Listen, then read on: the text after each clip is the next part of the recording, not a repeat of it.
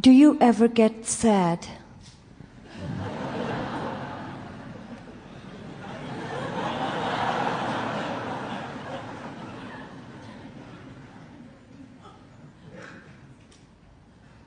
Really a tough question.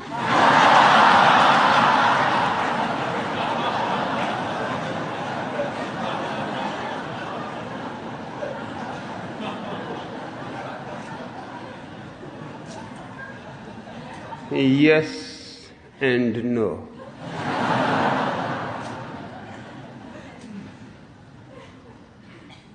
Yes, I get sad for you and for the world in which you are living.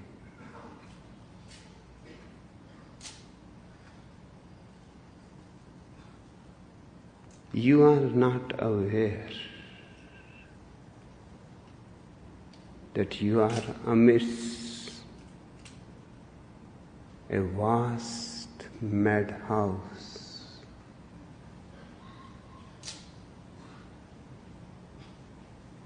You are so fast asleep. You don't know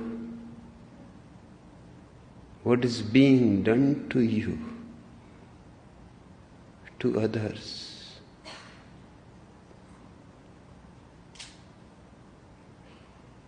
The politicians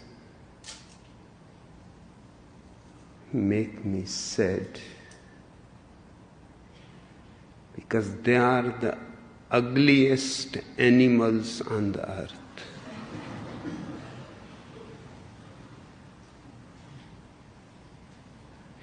Continuously lying to people, exploiting people,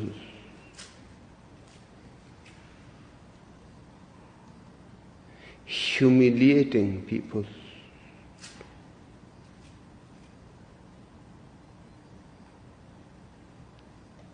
The last election in America, the governor had a secret meeting of all the top officials of his government. The Attorney General was there. Norma Paulis was there.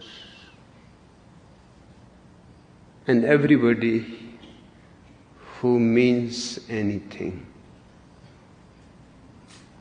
They did not allow the journalists inside. And you go on still calling this a democratic country?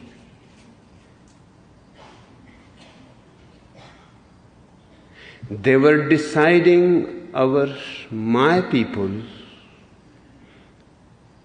but they did not allow any of my people to be present there. And the governor came out and gave a press conference in which he completely lied. What has happened inside and what is said outside are completely contradictory. To the press conference, he said, things are normal. There is no need to be afraid. Everything is in control. We are trying.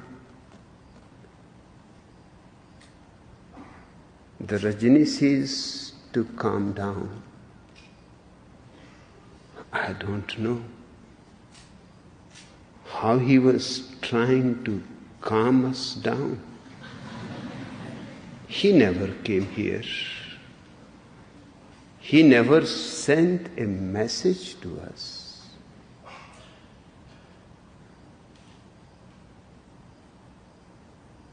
Does he think he is a magician? He was calming us down.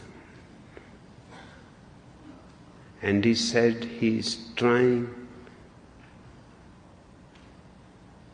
the opposite people not to get too hot.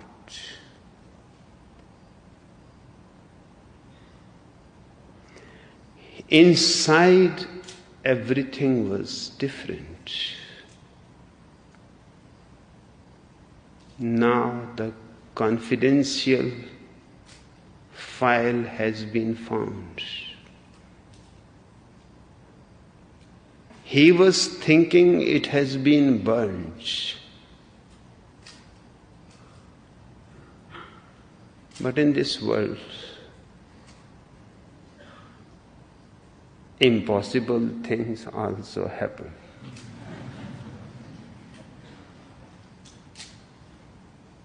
Now we know what has happened inside the meeting. There was no question of calming down, no question of creating peace. On the contrary, they were deciding how much it will take our army to reach Rajneeshpuram to destroy it completely. They had decided to put the army on alert. So any moment within 3 hours they have to destroy my people. Of course, in a way it is calming down.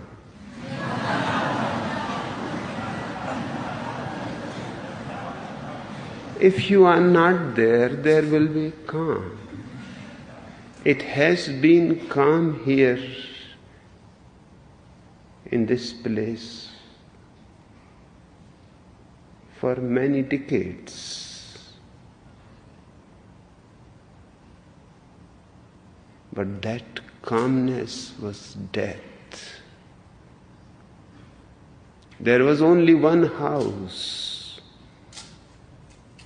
And there was only one family to look after this big place.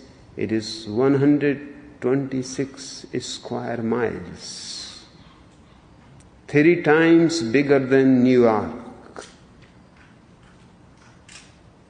Of course, it was calm. There were no birds to sing. There were no trees to blossom. It was a dead place. We made it alive. Now birds have started coming. Nature has a tremendous harmony. When there are so many people loving, singing, dancing, birds have started coming to this place. Flowers have started blossoming.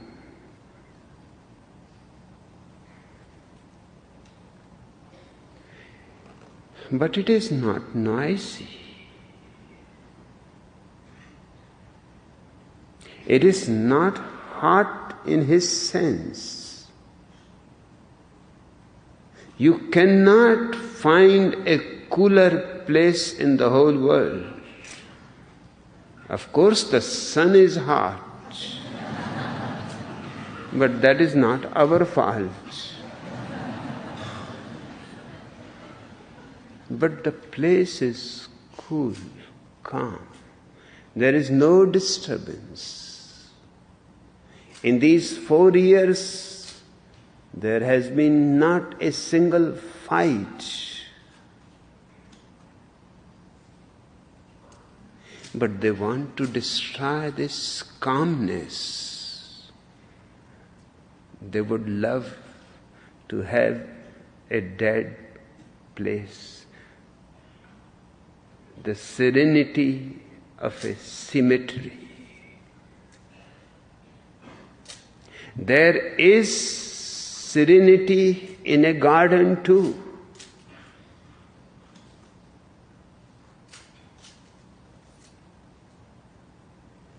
Do you think birds singing, flowers moving in the air disturb anything? They make the silence deeper, meaningful. Silence in itself is meaningless unless it has the potentiality of a song. Unless it has something in it to blossom, something in it to grow. In the inside, they decided that the army should be put on alert, and the army was put on alert. And they were ready in 3 hours to destroy this place, these people. Of course, we would have died singing and dancing.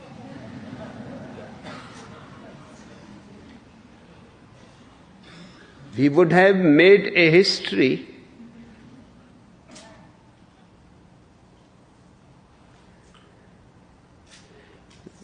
But these people make me sad. And they are in power. And they go on lying. Now, what do you call it? Is it not a conspiracy to tell to the people that everything is normal? Then why the army is on alert? And what crime we have committed that we have to be destroyed?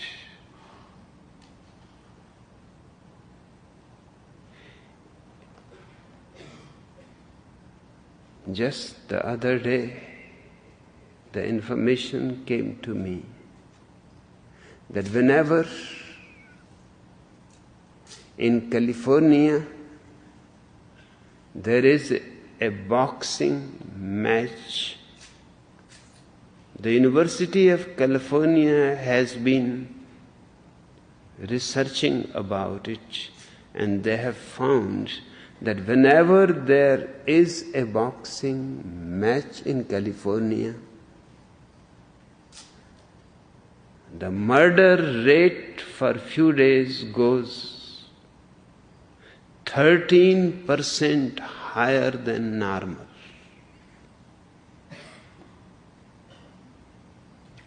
And this is the murder rate. It says nothing about small fights, people wounded, rapes. Still, boxing continues to be legal. This place is illegal, where nobody fights. People come close only to hug each other.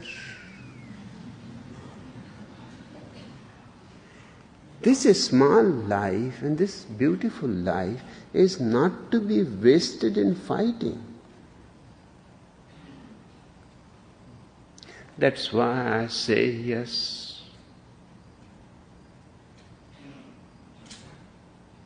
Sometimes it makes me sad when I look around the world. We are exactly in the same economic situation as the world was before the Second World War. The American dollar was going higher and higher, and all other countries' economies were falling apart. This is the atmosphere when war becomes absolutely necessary.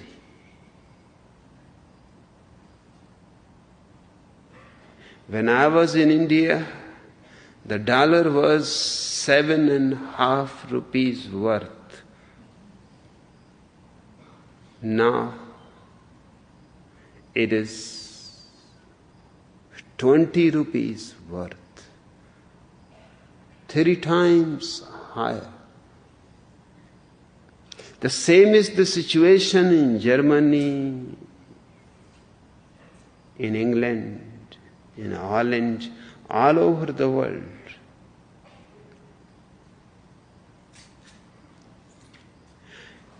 The same was the situation before the Second World War.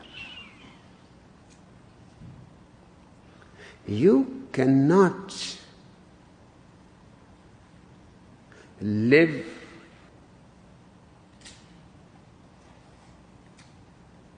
in an ocean of poverty, economies failing, nations going bankrupt. All over the world, people are dying and starving.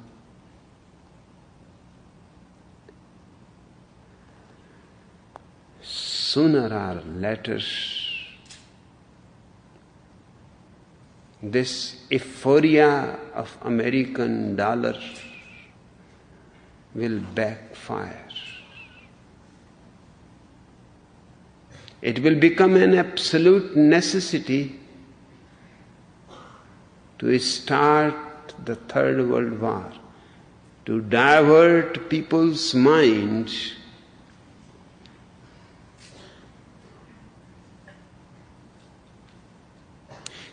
75% of every nation's income goes for war preparations. People are starving and dying, and you are creating bombs. The bread is needed, not the bombs.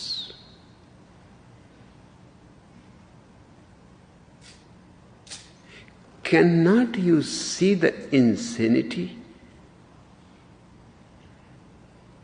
Is not there a single nation who can declare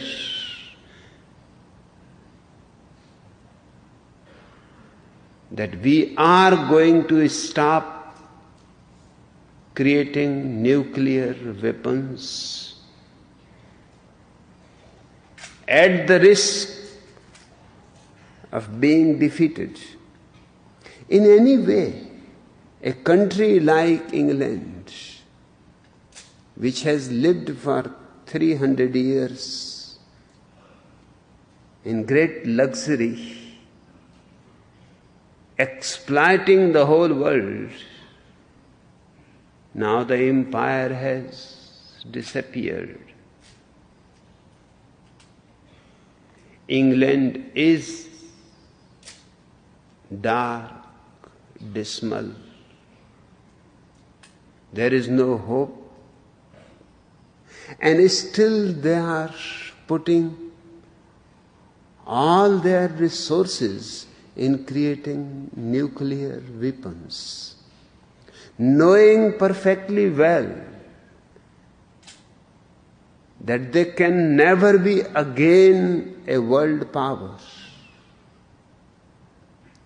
They cannot compete with America or Soviet Union or even China.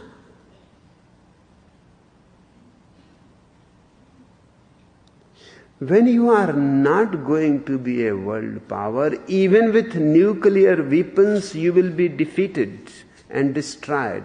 Then what is the point to create those weapons? In fact, it is such a beautiful situation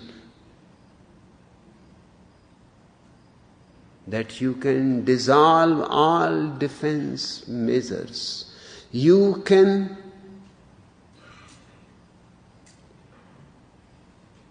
stop having a defense ministry.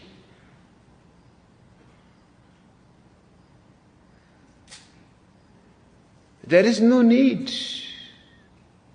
You will be defeated in any way. But what to say about England, even India, who is dying, but goes on and on creating more and more war material. They are also after nuclear weapons. In the history of man, there has been never such a beautiful moment when some courageous nation can say that there is no need for any defense. We are all human beings. Who is going to attack us? And do you see the cunningness? All these defense departments are not really for defense, they are for attack.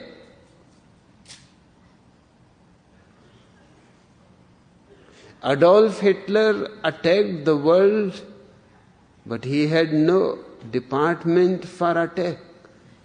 It was defense department that was attacking.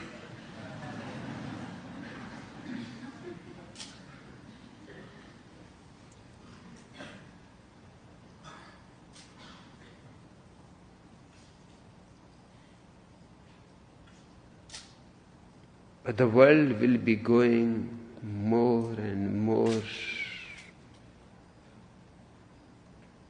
into darker spaces and ditches. But nobody is ready to listen. Their minds are conditioned so deeply that they are almost deaf. They hear, but they don't listen.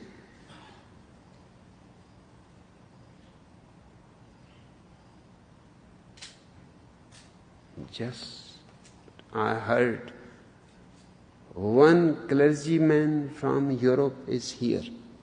He loves me.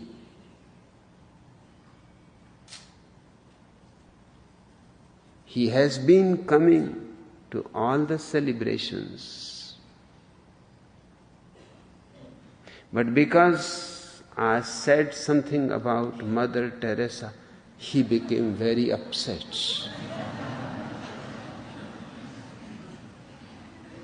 This makes me sad.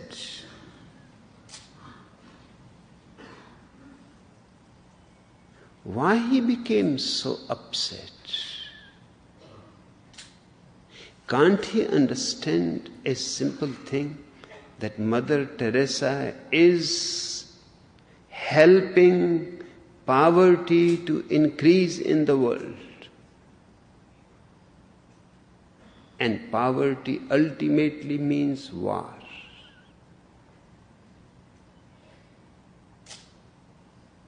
He said that his 4 girlfriends. Is strange, a clergyman having 4 girlfriends, even I cannot afford.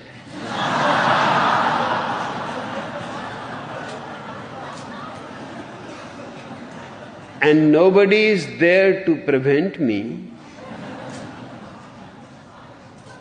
I am my own master.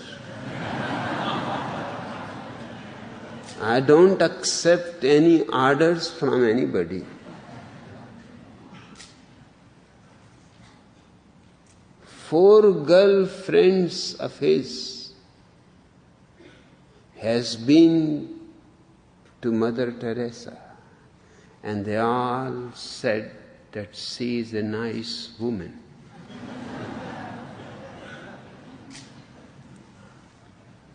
So what?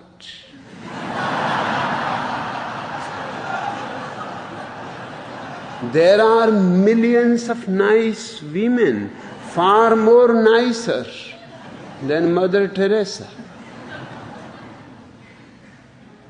And I have not said that she is not nice. Why you get upset? Yes, she is a nice old witch.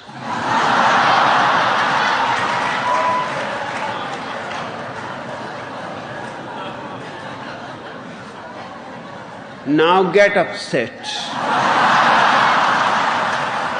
and pack your luggage and go back.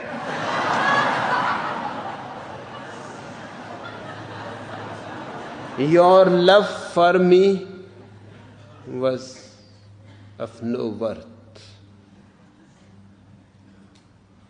This makes me sad. In these 30 years, thousands of people have come along with me. They will go a few steps and then drop away.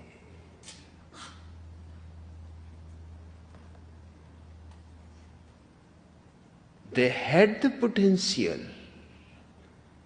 They had the courage. Otherwise, even to go a few steps with me towards the unknown is difficult.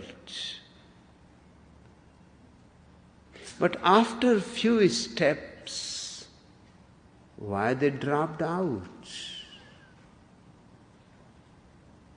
Something I said disturbed them. But they are not aware. It is not their consciousness which is disturbed. It is their conditioning which gets upset, disturbed. Are you going to listen to awareness or to all kinds of rubbish that rabbis, bishops, popes,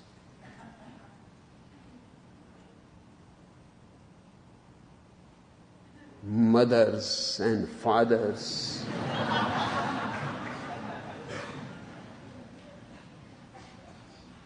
have forced into your head when you were very small and vulnerable?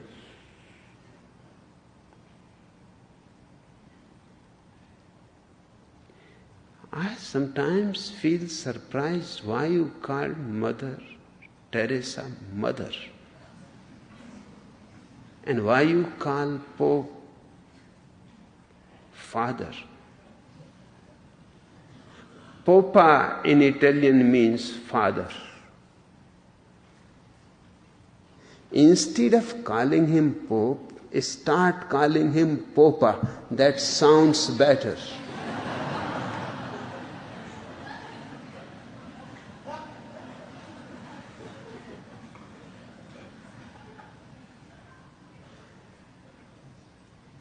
You call the Pope father who has no children. You call Mother Teresa mother who has no children. Let these two get married.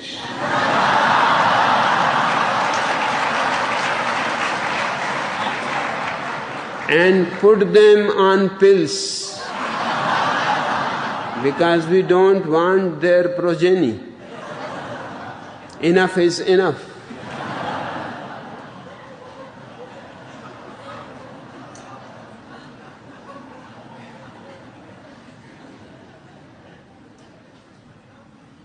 Existence does not make me sad.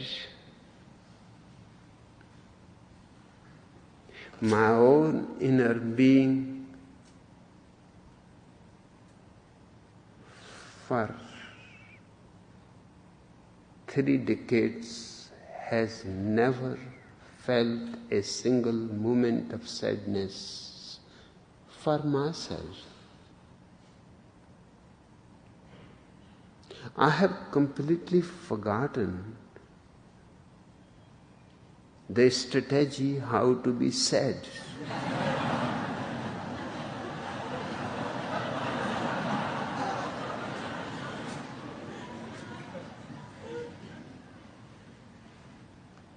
But what goes on happening around in the world?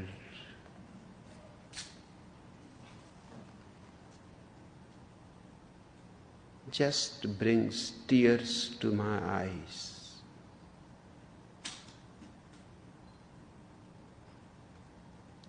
This world is not worth saving. Once in a while, I think it will be better a third world war happens and destroys this whole stupid humanity. Perhaps there is a time a thing gets so rotten that it is better to burn it.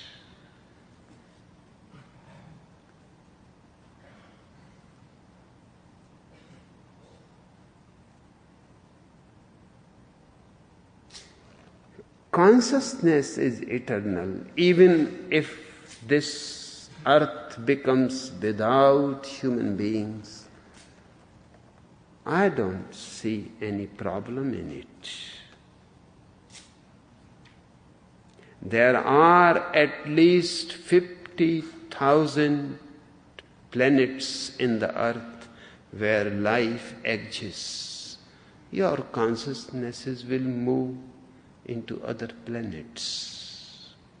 Nothing is destroyed. Only this ugly earth, these ugly politicians, priests, they will be finished.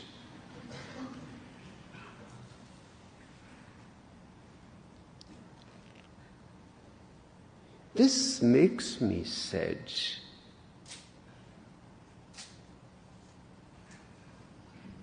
Man on the earth has the highest quality of consciousness, and yet his behavior is barbarous.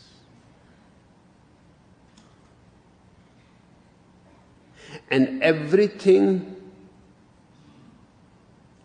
that you call civilization is just a word. Once a man asked George Bernard Shaw, "What do you think about civilization?" He said, "It is a good thing, but it has not happened yet."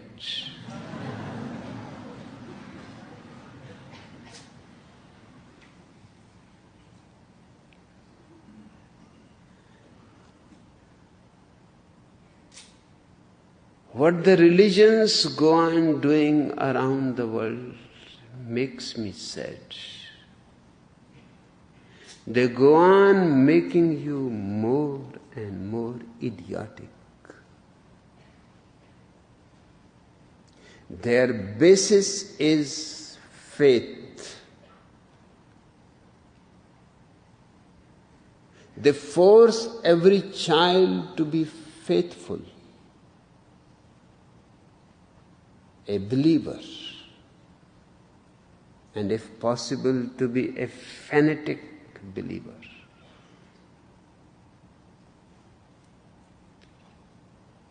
You will find all kinds of fanatics around.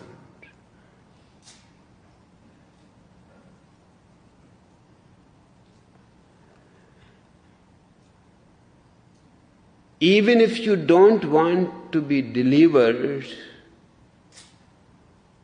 you don't want to be saved,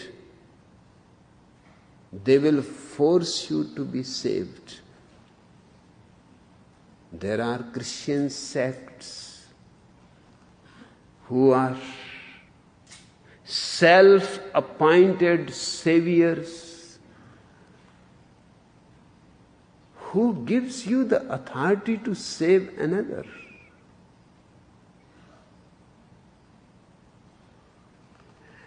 And are you certain that you are saved?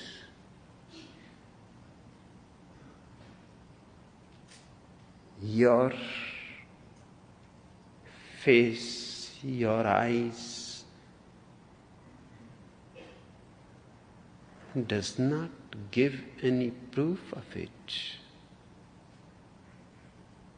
You look angry.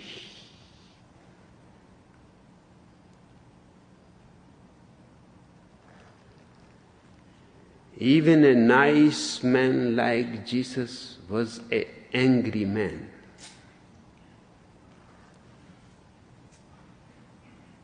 Who gave him the authority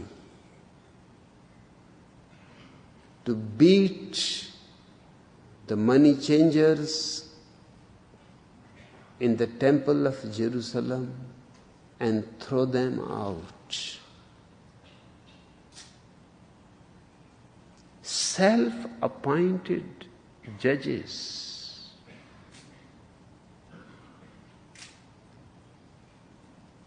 He wanted to save the world. He could not save himself. And he has left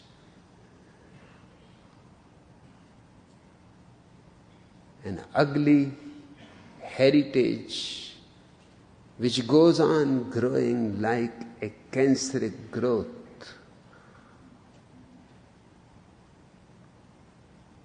Destroying everything that can raise you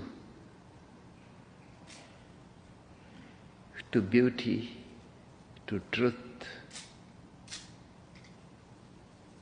to silence, to ecstasy. I have never seen a Christian ecstatic.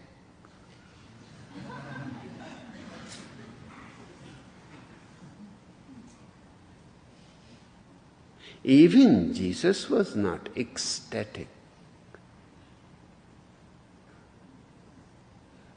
He was burdened.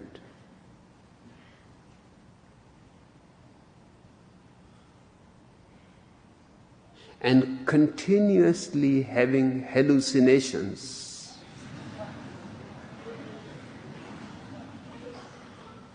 Now, thinking oneself as the only begotten Son of God, do you think the man was sane?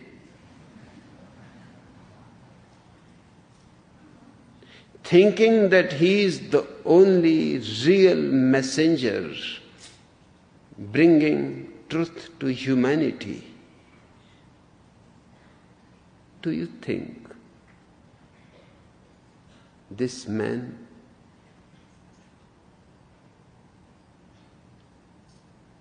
is mentally healthy? He is utterly sick, and all Christians are sick.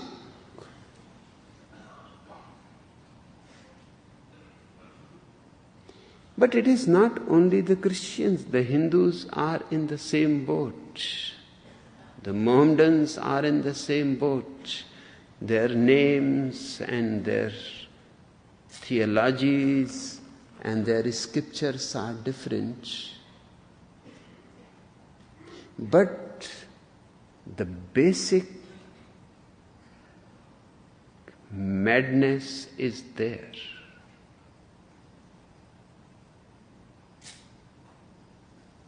They are all hallucinating. Your religions are nothing but opium.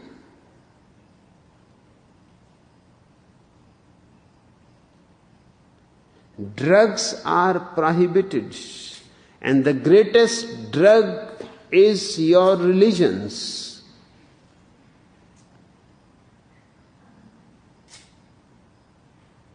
They should be abandoned, completely abandoned, if we want man to get rid of hallucinations.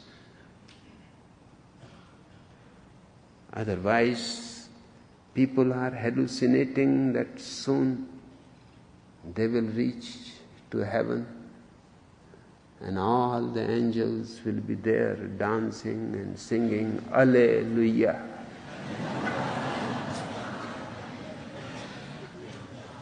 There is no heaven and there are no angels. Heaven is a state of consciousness. It is not a place. It is not part of geography.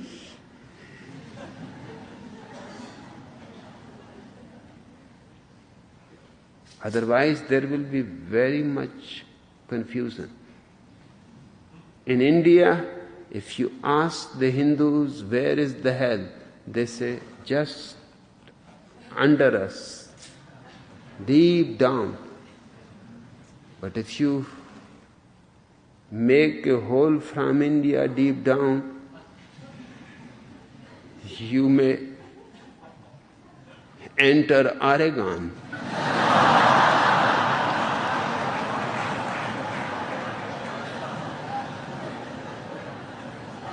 And the heaven is above. But the earth is round.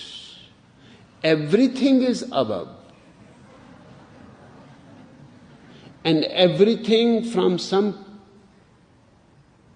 angle, some place is below.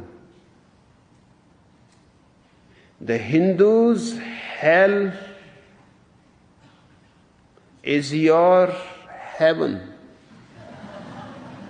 Your heaven is Hindu's hell. And you go on listening to these people. And you go on absorbing their nonsense in you. It is sheer poison.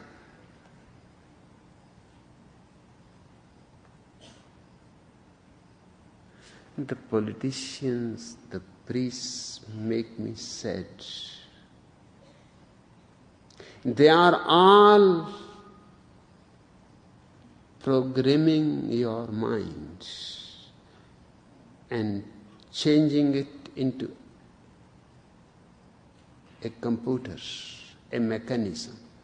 My work here is to deprogram you. Whether you get upset or not, I don't care. You will get upset because deprogramming is upsetting. You have believed a certain thing for 50 years, 60 years, and suddenly I say that it is nonsense. You cannot accept it because that means 60 years you have been a stupid guy.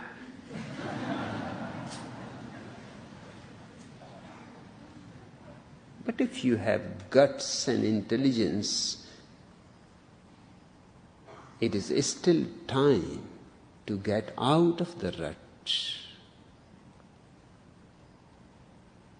I am and my religion is nothing but the science of deprogramming. And remember, don't get mixed up with the deprogrammers that exist in California. They are not deprogrammers. They are reprogrammers. Any Christian moves away from Christianity, his parents become paranoid.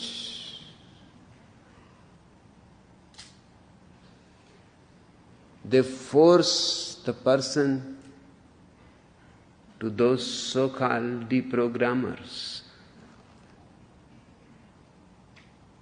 They don't deprogram him. They reprogram him. He was escaping from Christianity, they bring him back to Christianity. You call it deprogramming.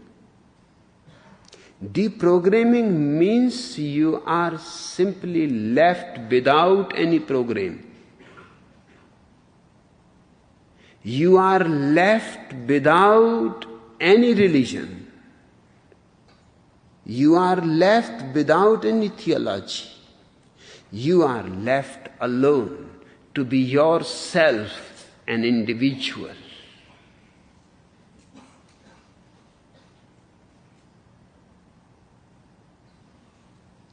People go on asking me, how many followers you have? I have not a single follower in the whole world.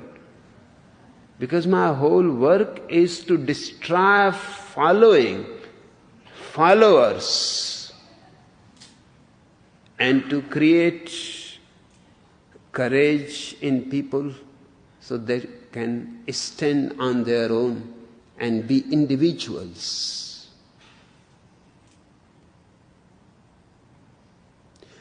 It makes me sad that you are not individuals. Somebody is a Christian, somebody is a Hindu, somebody is a Mohammedan, somebody is a Buddhist. You are not individuals. You are blind followers,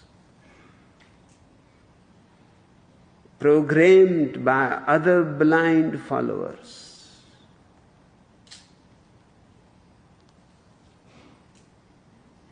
But as far as I am concerned, there is no sadness in me.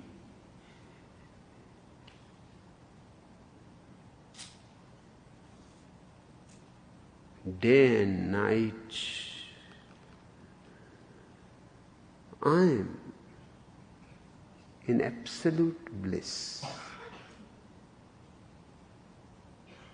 That also makes me sad that what is possible for me, an ordinary individual like you,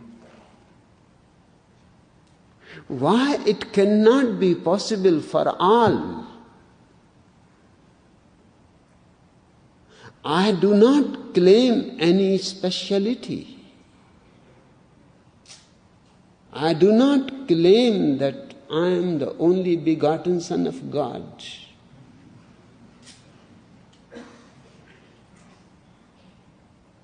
I do not proclaim that I am the prophet bringing fresh message from God. All these prophets, messengers, avataras are just holy shit.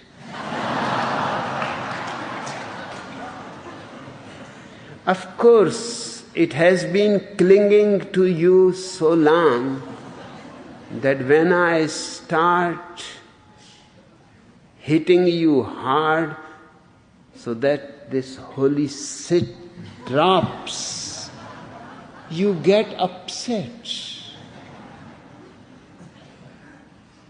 I can understand, but I cannot stand it.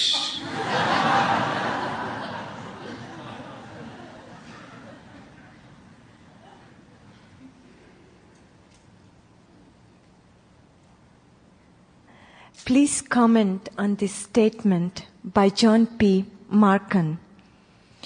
I fear the contented man. I fear him because there is no progress unless there is discontent.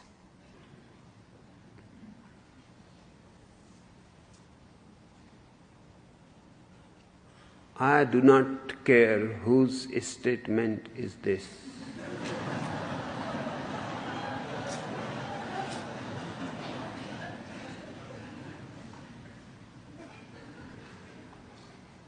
One thing I know,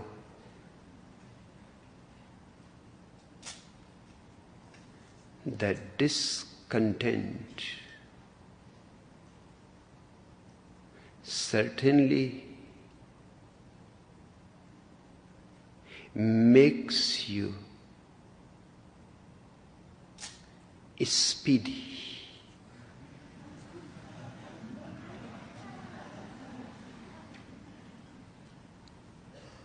You go on running your whole life. You become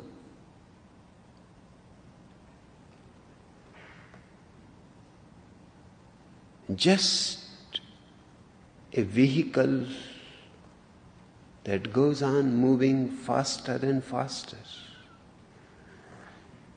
But for what? I do not call it progress. You may have all the money of the world. Still you will be running after the money.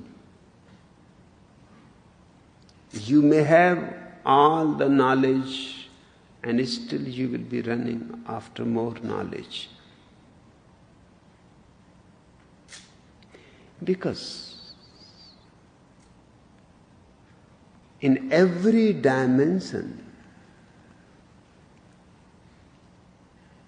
there is infinite space to run.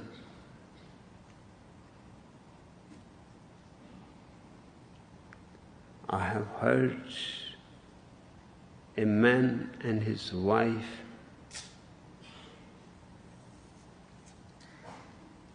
were flying in a plane. The man was piloting. The plane was going with full speed. The wife asked, "Where we are going?" The man said, "Don't bother where. Look at the speed. We are going certainly somewhere." Discontent is another name of inferiority complex. Discontent means you look around, people have this, people have that, and you don't have it. You are not discontented, but just seeing that somebody has it, you become discontented. You start feeling inferior. You have to surpass it. You have to go ahead. This continuous going ahead is called progress. It is not progress.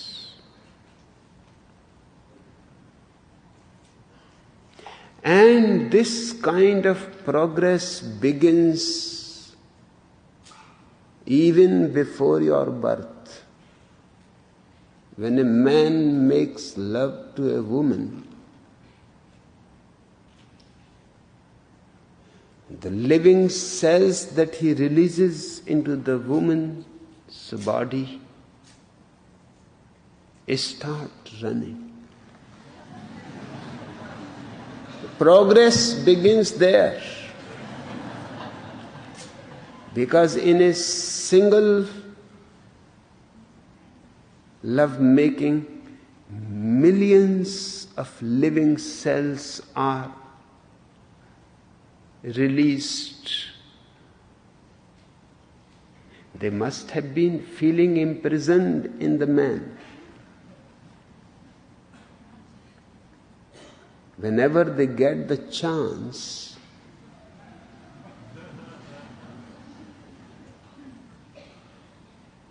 they go fast. You cannot understand how fast, because they are so small you cannot see with your eyes. And the passage between them and the female egg, in proportion to their size, is almost 2 miles.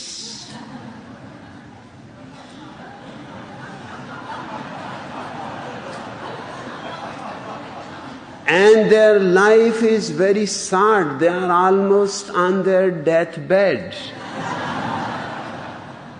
Because they can live only 2 hours, not more than that. In those 2 hours, those tiny cells have to run 2 miles with millions of competitors.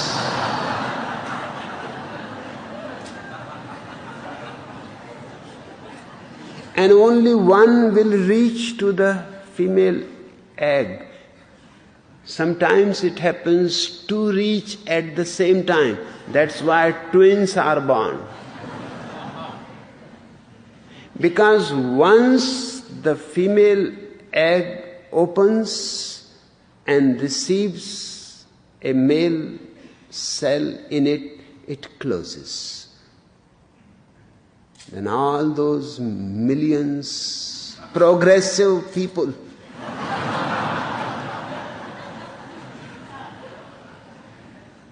simply die.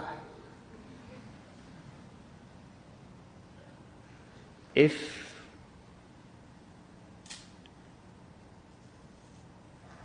your love making is counted, you have been murdering millions of people your whole life.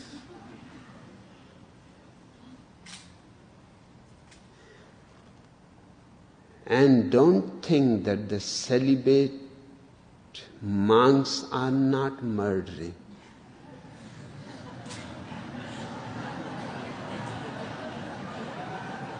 They die in imprisonment. At least you give them a little freedom,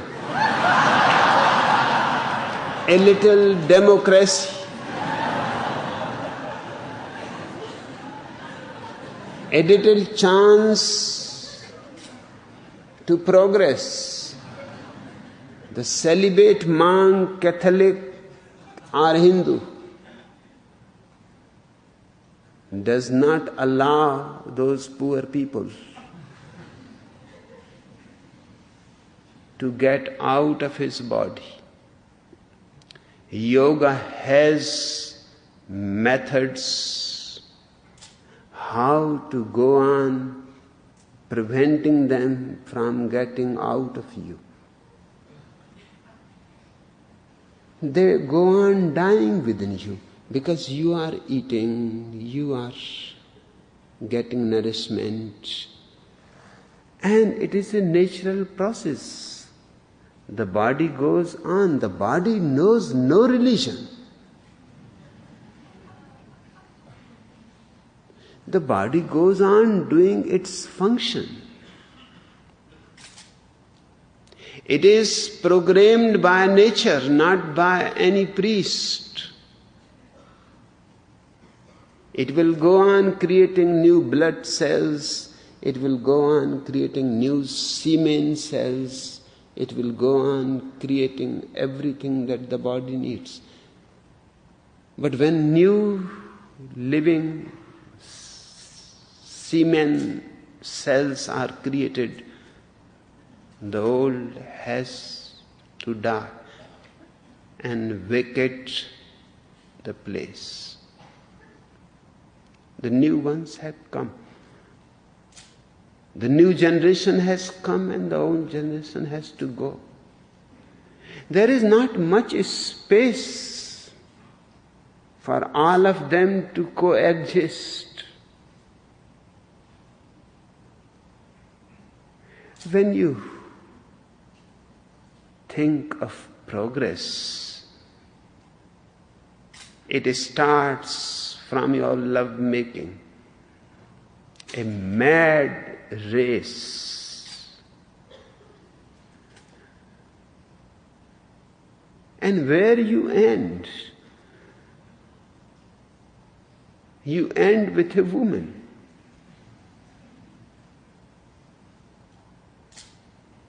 Great. Just great.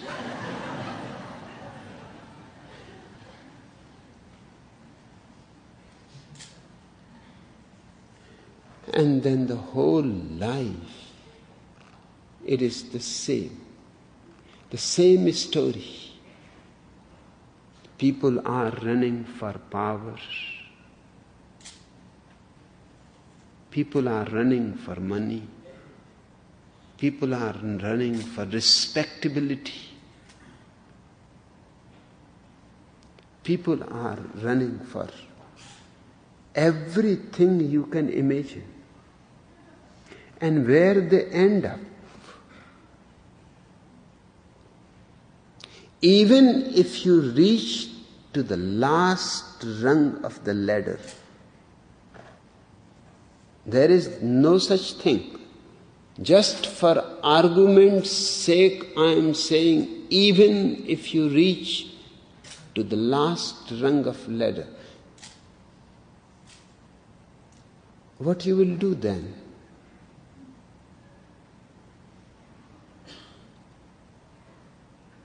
I remember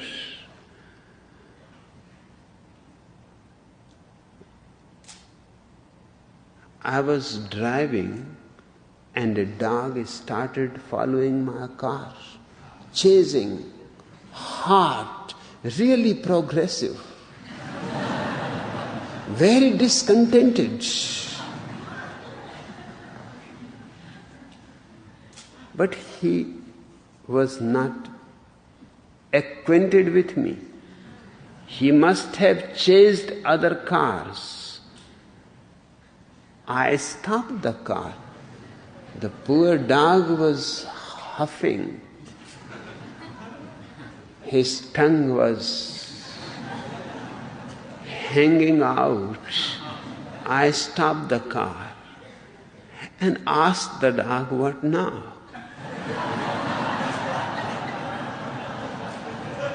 "What do you want?" And the way the dog looked at me, Ronald Reagan will also look in the same way.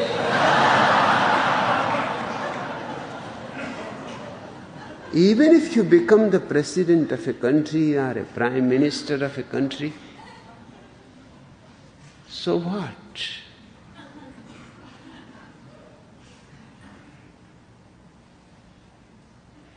You call it progress?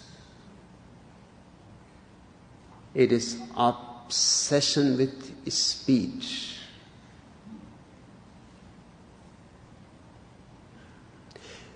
And discontent brings conflict because it brings competition. If you are running, others are also running. There is going to be competition. There is going to be cutthroat competition. hence all these wars.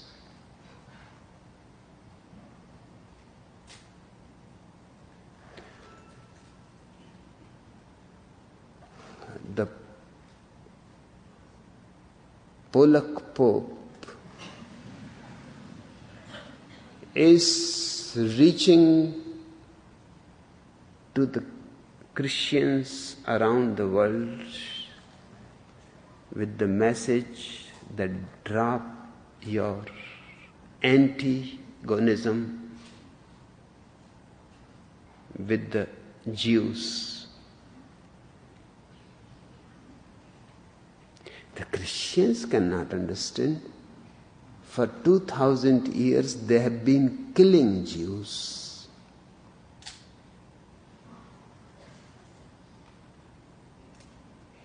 When Adolf Hitler killed almost 1 million Jews in Germany, the high priest of Christians in Germany blessed him. He has done a great religious act by removing these Jews. For 2000 years, they have been killing Jews because Jews killed Jesus. And nobody bothers about that. Jesus was a Jew. He was not a Christian. It is none of your business.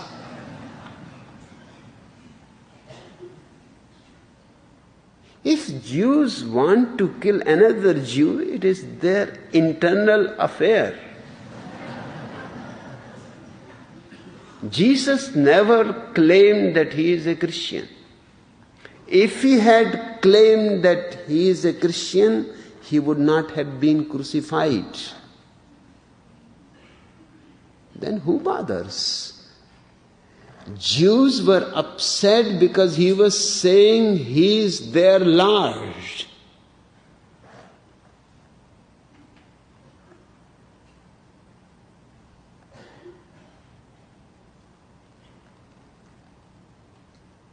That he comes from God just as Moses, Abraham, Ezekiel, and other prophets have come. And in a way, he is higher than all those prophets because they were only postmen, nothing much.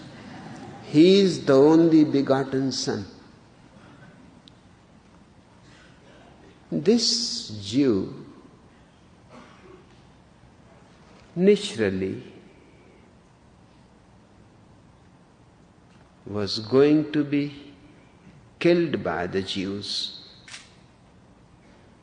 But they killed a Jew, they never killed a Christian. Christians have been killing Jews. I don't see the mathematics of it. And now, after 2000 years, it happens in a Polak mind, which are known all over the world.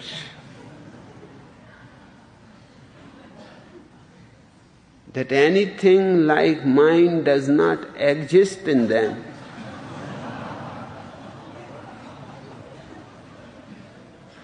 They are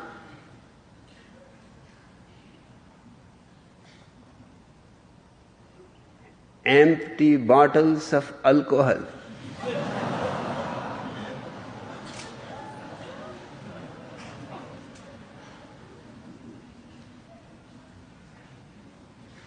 If you are a cannibal and you eat a Polak,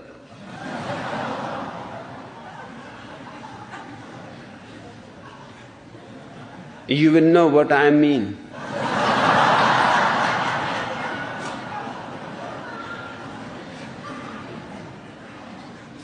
Just a little taste of a Polak and you will go unconscious.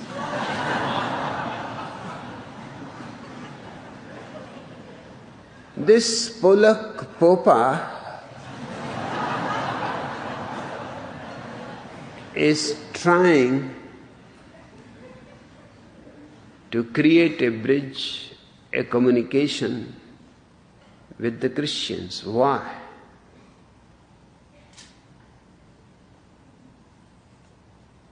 These things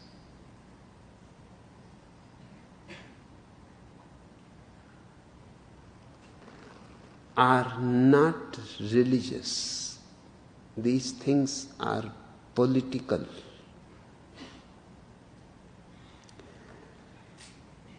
They created after the Second World War a Jewish nation, Israel.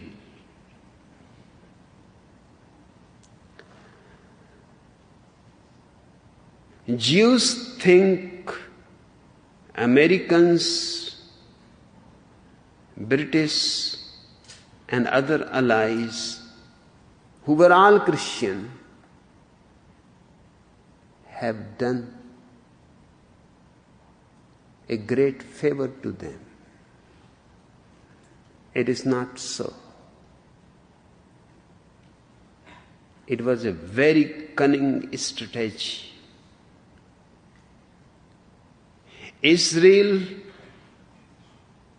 is the holy land of the Jews and also the holy land of the Christians.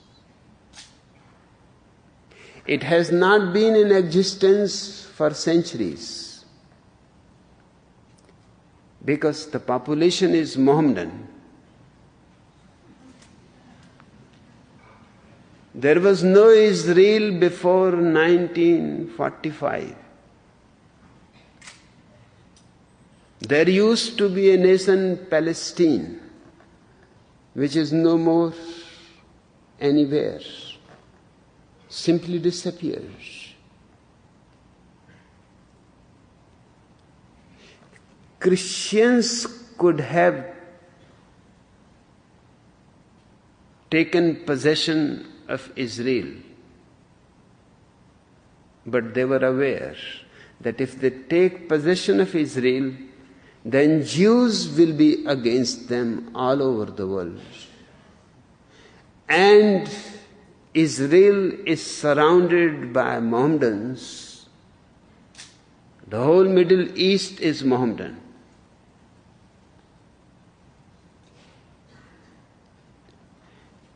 Israel itself is full of Mohammedans.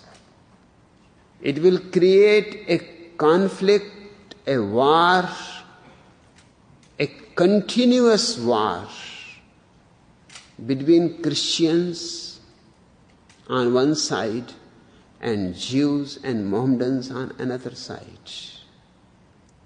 In fact, Mohammedanism is closer to Judaism than Christianity.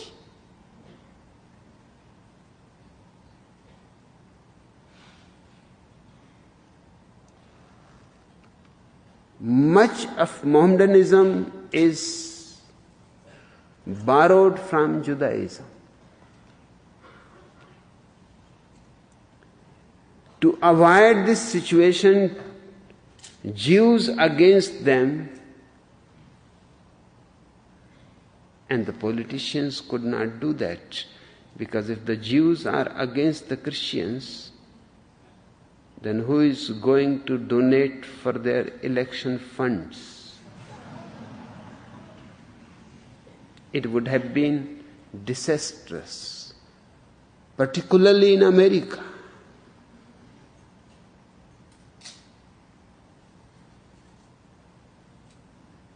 Because all these politicians in America are supported by Jewish money.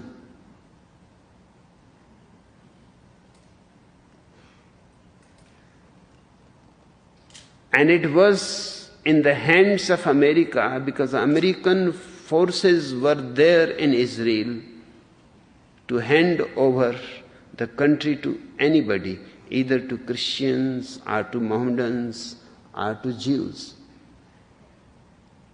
It was a Mohammedan country, and it would have been right to give it back to them. But Christians are against Mohammedans for a very simple thing. That's why I say this whole world needs to be finished. A very small problem.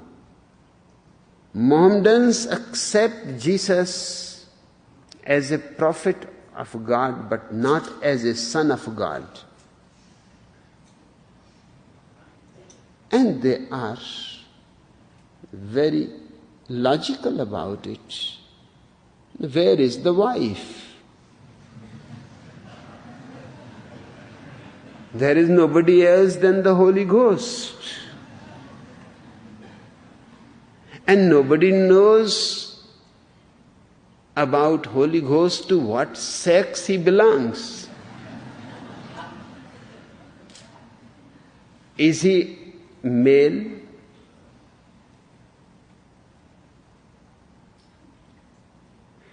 Certainly Christians cannot accept that he is female.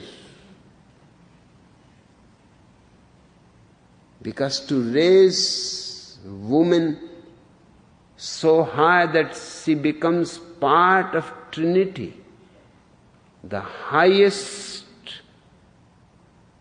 in existence, Holy Ghost has to be a male. But that makes God a homosexual.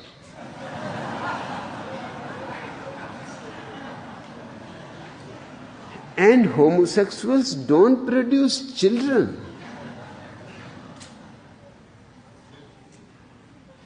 Then Jesus' whole position becomes very strange.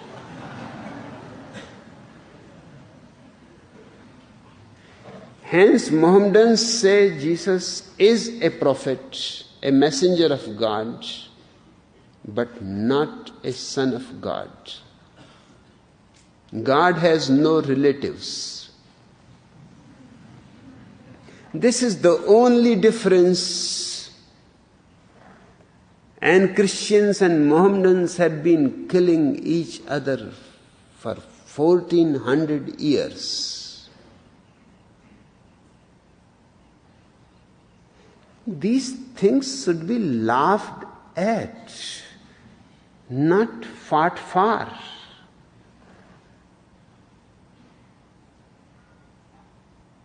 They could not give it to Mohammedans.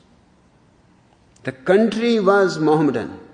It has been under Mohammedans for a long time.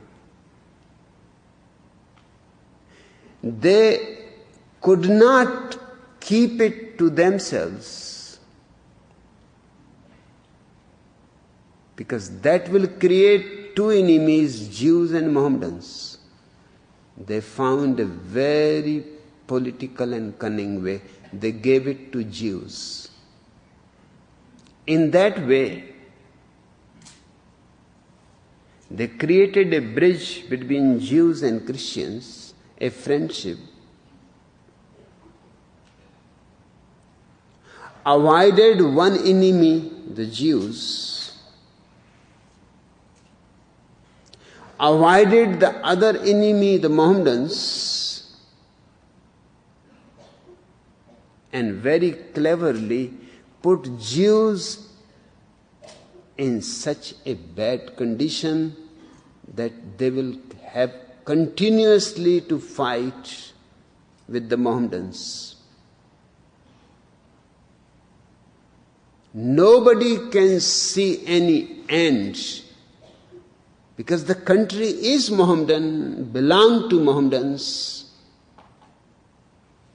It is forcibly given to Jews. This gave a very good opportunity for American Christians to have more donations from Jews, and a very good situation, they need not kill Jews. Mohammedans will kill them. Can you see the strategy? So beautiful, so sophisticated. Mohammedans will kill them, they have been killing them. On the one hand, on the other hand, Jews will always remain dependent on Christian countries. Jerusalem, Israel are not independent. If America stops giving support to them, they will be finished within minutes. They have to remain under American control.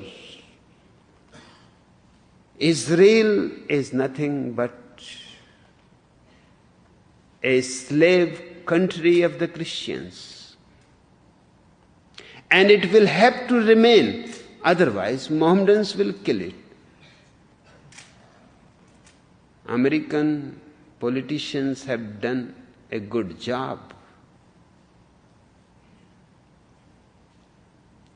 Jews think they have been favored. That is nonsense. They have been put in such a fix that they will never be out of it.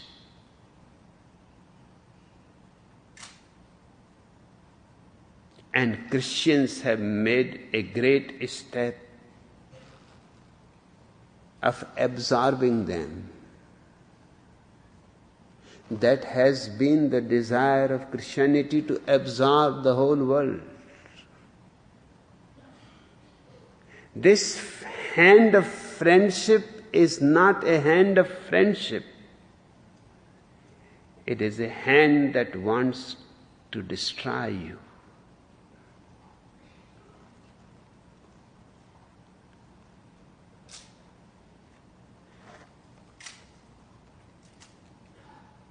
Jews are in tremendous discontent.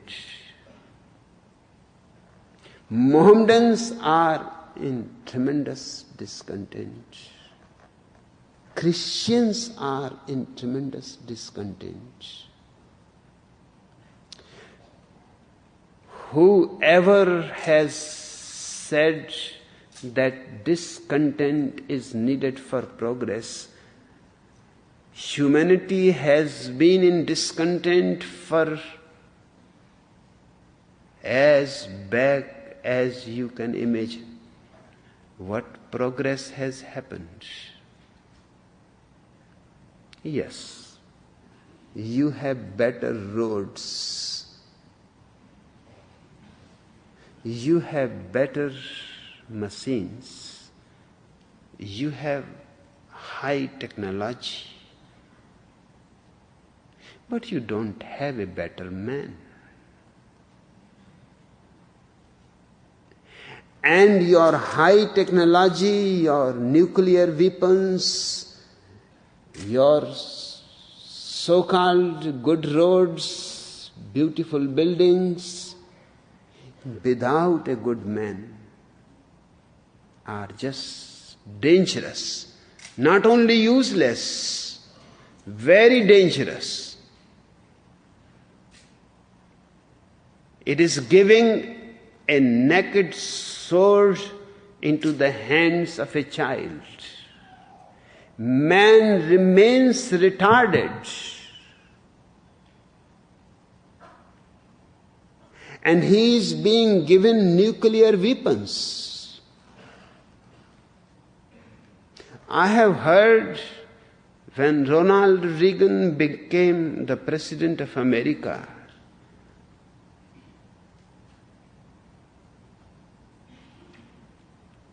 he was on a morning walk on a beach with his favorite friend a chimpanzee.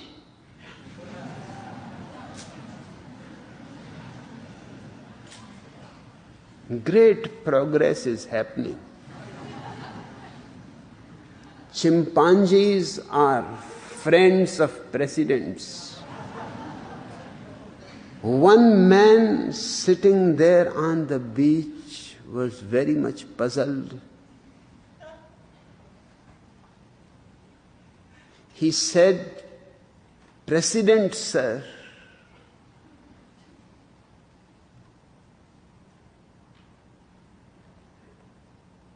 am I hallucinating? What this chimpanzee is doing with you?" And Reagan said, "You are not hallucinating. He is my friend." That man said, "I am not asking you. I am asking the president. Don't interfere."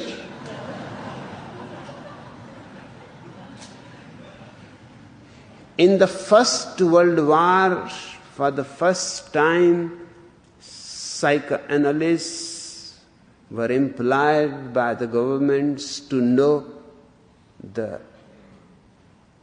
intelligence quotient, IQ, of the soldiers.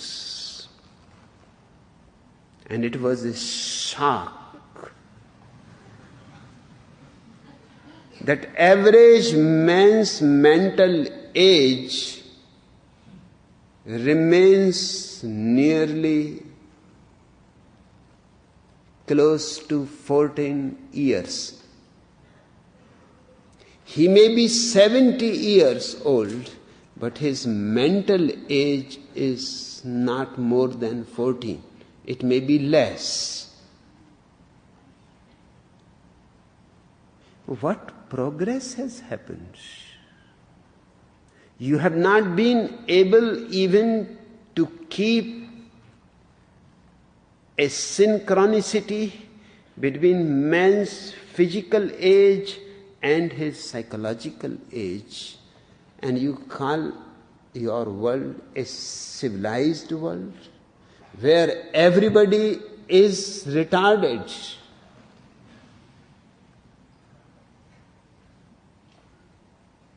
But these retarded people are needed by the politicians, by the priests, by all the vested interests. Because if a man's intelligence also grows with his body, then he will not become just old. He will grow up.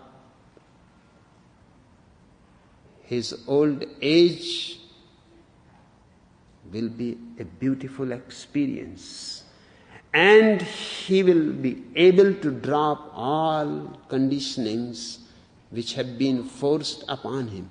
But a retarded person cannot do that. He cannot even understand anything higher. He cannot understand Leonardo da Vinci. He cannot understand Kalidasa. He cannot understand Rabindranath Tagore. He cannot understand Lao Tzu. He can only understand third-rate newspapers, Oregonian. Yes, that he can understand.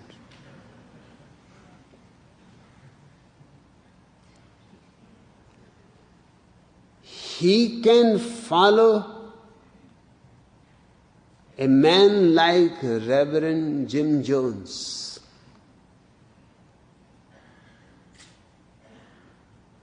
Only a retarded man can do that. It is not a surprise that Jim Jones' followers were all black. Of course, they are more retarded than the white people.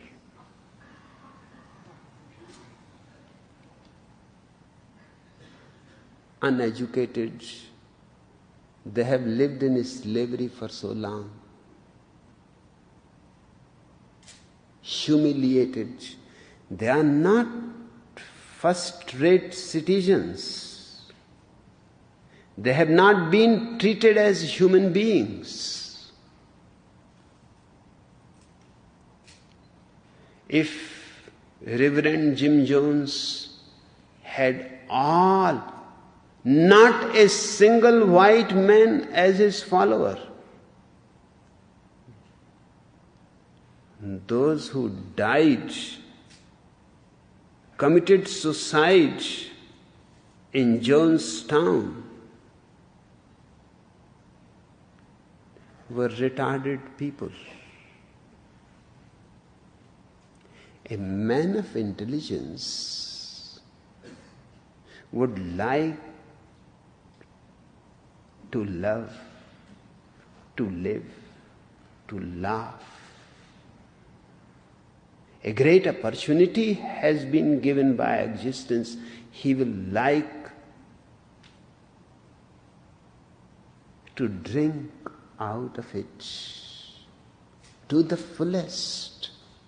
He would like to squeeze all that life contains. But Jim Jones convinced those fools to commit suicide.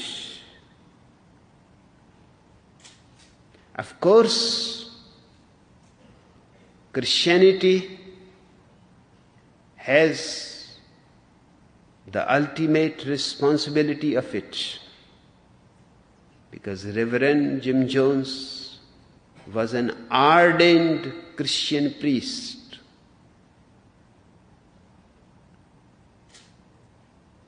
And of course, the cross is the symbol of suicide.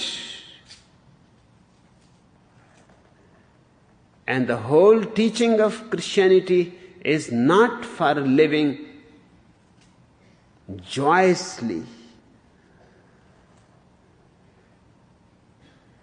If Jesus can convince retarded people of Judea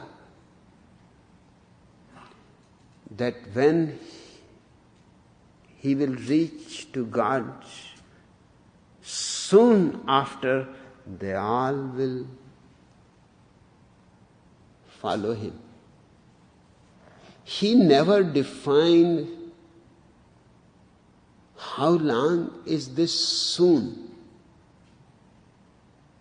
2000 years have passed, the soon is still there.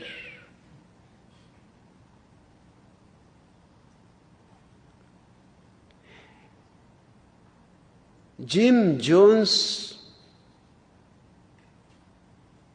carried the logic to its very end. He said, why I should wait there and you should wait here? You die with me, so we all go together. He convinced those retarded people to commit suicide.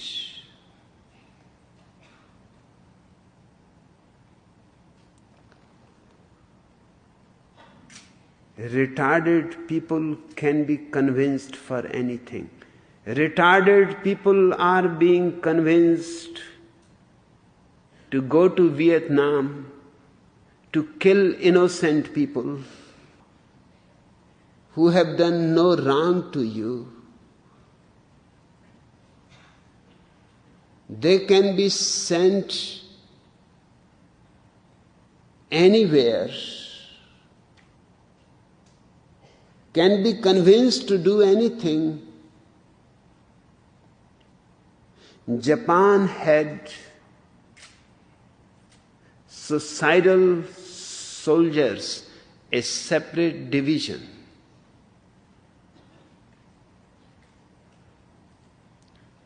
They will take the aeroplane full of bombs. The pilot knows he is not going to come back, but he is dying for his country.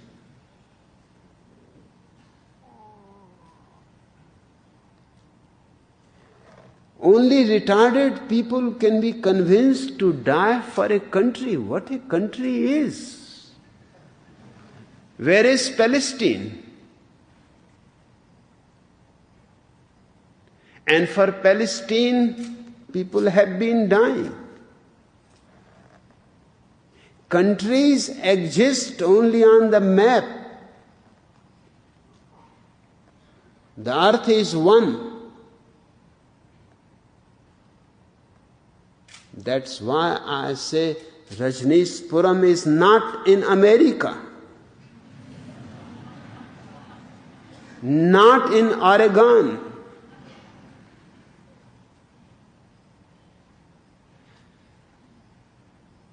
This whole earth is ours.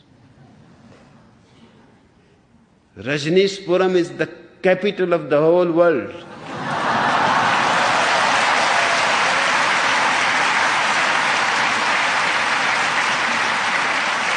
We don't believe in nations. It is idiotic. What is the need of all these nations? Yes, a world government is needed, but not nations. Unless we create a world government, wars will continue, because these nations will go on fighting. India with Pakistan, China with India.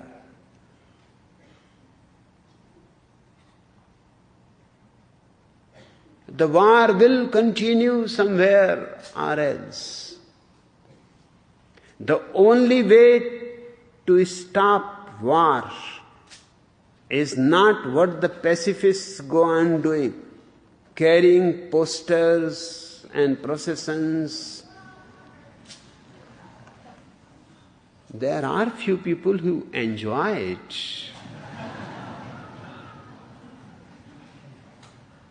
It is good exercise.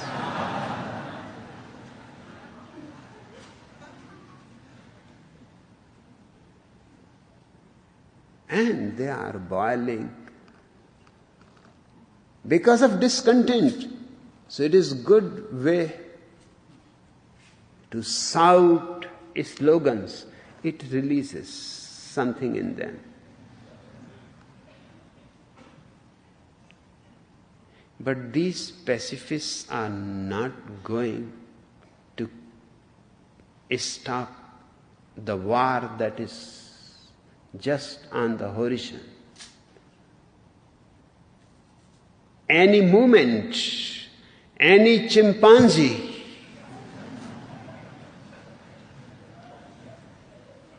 can trigger it.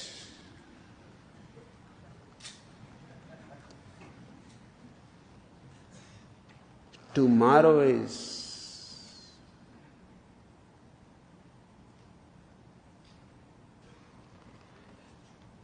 more uncertain than it has ever been.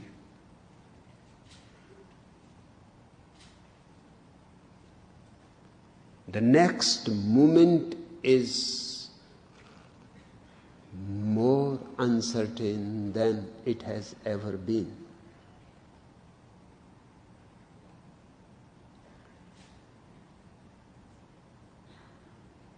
Protests, protest marches, slogans, this is not going to help. These people are exactly the same retarded people, just they are on the lower rung of the ladder.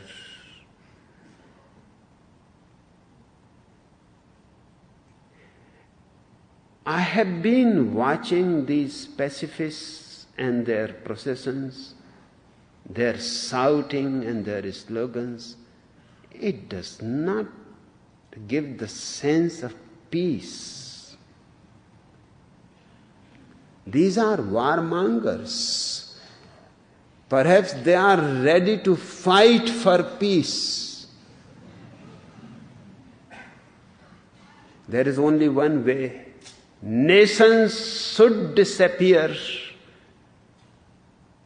They are an unnecessary burden on us.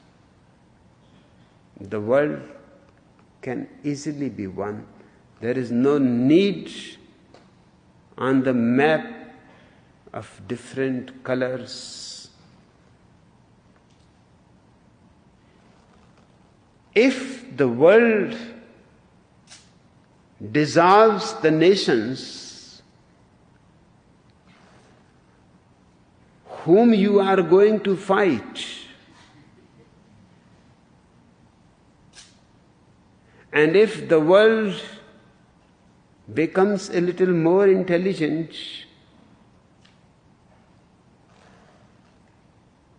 and drops all religious nonsense, whom you are going to fight? And if you are not going to fight, there will be no Ethiopia. There will be no poor India.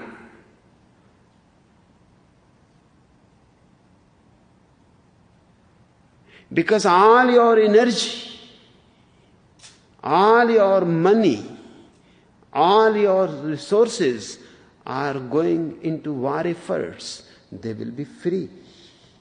The whole humanity can live richly.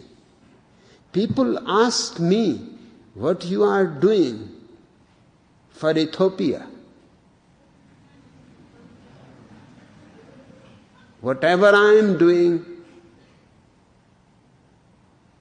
is not sending Ethiopia some bread, some butter. That is not going to help. In the first place, it is never going to reach Ethiopia. It will reach to the Christian missionaries. In the last year, they collected $15 million in America for Ethiopia. All has disappeared. It never reached Ethiopia. The same has happened before. Ethiopia has been in trouble for 4 years. In the name of humanity, service,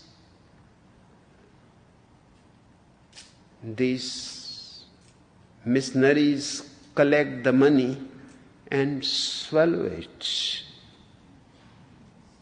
When last year the $15 million simply disappeared, it was inquired what happened.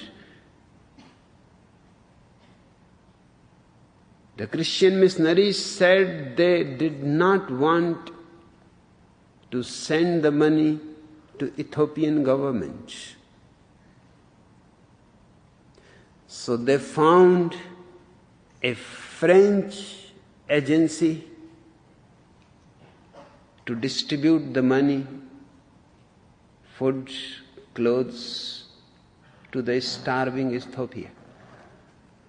When the French agency was asked, they could not believe. They had never heard about these missionaries.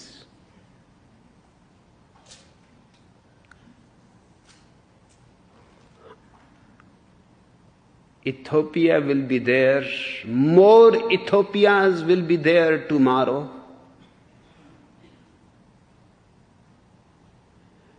Small efforts won't help. I don't believe by throwing a spoonful of sugar into the ocean to make it sweet.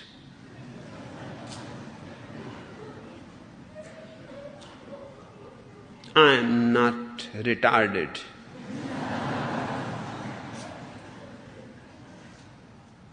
This Ethiopia, this India, the poor countries in the East, Africa, this is your doing. First you create it, and then you start talking about serving humanity. Why create the problem in the first place? Dissolve all the nations if you have any love for humanity, and dissolve all the religions if you have any respect for civilization. A civilized man cannot be a Christian, a Jew, a Mohammedan. He cannot be an American, he cannot be an Indian. A civilized man is simply man. And if wars disappear, the world will not need priests to persuade you that blessed are the poor. Because there will be nobody who is poor. Then the priest will not be able to distract your mind towards heaven. Because we can make the heaven on this very earth.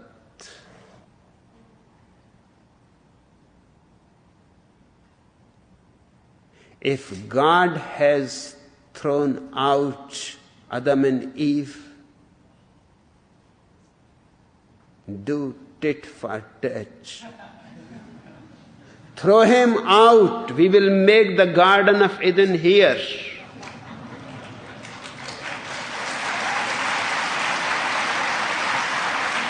Let him beg to come in.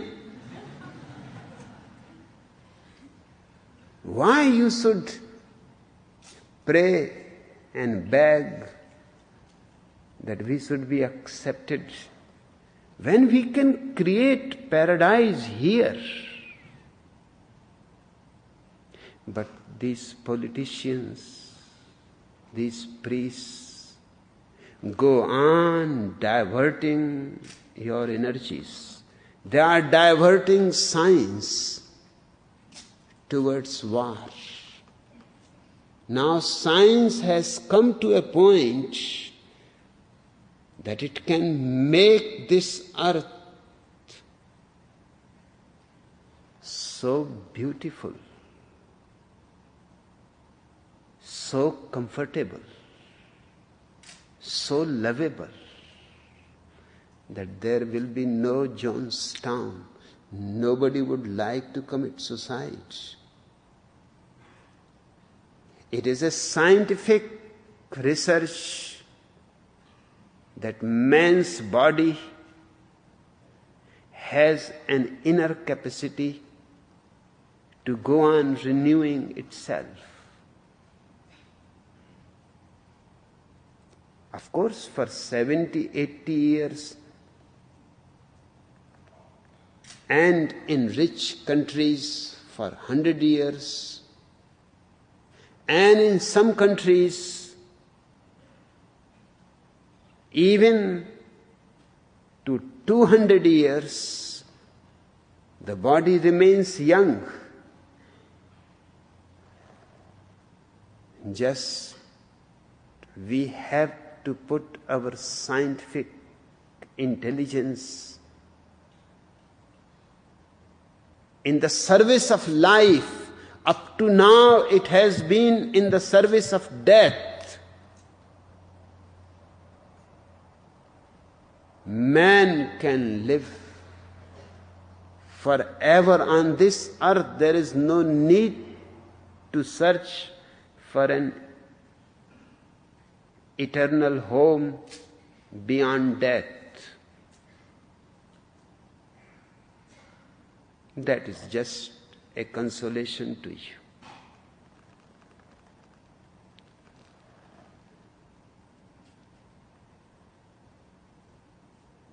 But if you can be as blissful as they have been depicting people in paradise, naturally you won't take any interest in their Bibles, in their Qurans and Gitas. You will not go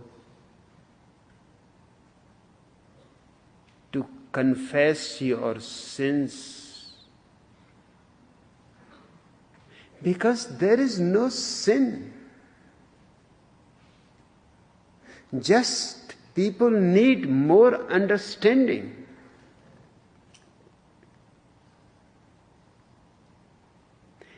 People need more life to them, more wisdom to them, more clarity. They don't need to be forgiven. You have not done anything wrong.